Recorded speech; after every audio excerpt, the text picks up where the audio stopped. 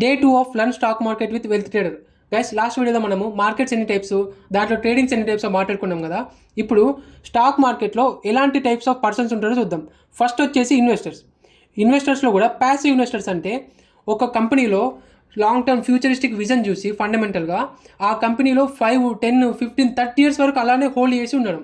Next వచ్చేసి active investors ఏం చేస్తారంటే ఒక కంపెనీలో కానీ ఒక సెక్టర్లో కానీ ఒక 3 to 5 ఇయర్స్ వరకు గ్రోత్ ఎక్స్పెక్ట్ చేసి దాంట్లో ఇన్వెస్ట్ చేసి టైమ్లీ ప్రాఫిట్స్ బుక్ చేస్తూ వాళ్ళ పోర్ట్ఫోలియోని షిఫ్ట్ అవ్వడం కంపెనీస్.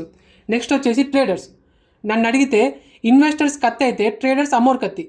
అంటే ట్రేడింగ్లో కావాల్సింది ఫస్ట్ రిస్క్ మేనేజ్మెంట్ అంటే ఇప్పుడు నువ్వు ఒక ట్రేడ్ తీసుకునేటప్పుడు 10 రూపీస్ రిస్క్ చేస్తే నీకు రివార్డ్ ఎంత వస్తుంది అనేది మనం చూసుకోవాలి.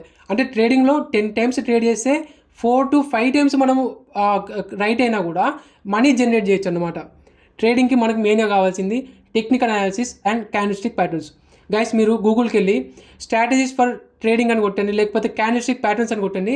హండ్రెడ్స్ ఆఫ్ ప్యాటర్న్స్ వస్తాయి. కానీ బేసిక్గా నేను చెప్పేది ఏంటంటే మీరు మార్కెట్ యొక్క సెంటిమెంట్, మార్కెట్ మూడ్ని అర్థం చేసుకొని నెక్స్ట్ మూమెంట్ని ప్రెడిక్ట్ చేయడం, లేకపోతే మార్కెట్ రివర్సల్స్ని ప్రెడిక్ట్ చేయడం, ఇవన్నిటికీ మనకు క్యాండిల్స్టిక్స్ హెల్ప్ చేస్తాయి. క్యాండిల్స్టిక్స్ ఏంటంటే బేసికల్గా ఎంట్రీ అండ్ ఎగ్జిట్ పాయింట్స్ మనకు ట్రిగ్గర్ అవ్వడానికి హెల్ప్ చేస్తాయి. Please like, share and save the content. Thanks for the love and support you are sowing.